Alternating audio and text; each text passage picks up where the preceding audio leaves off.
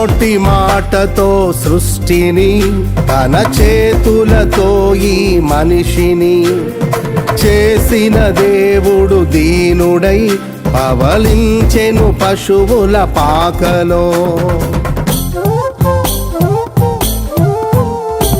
నోటి మాటతో సృష్టిని, తన చేతులతో ఈ మనిషిని చేసిన దేవుడు దీనుడై పవళించెను పశువుల పాకలో.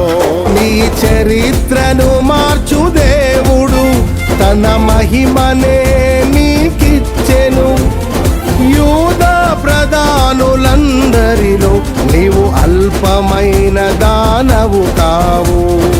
యూదా ప్రధానులందరిలో నీవు అల్పమైన దానవు కావు.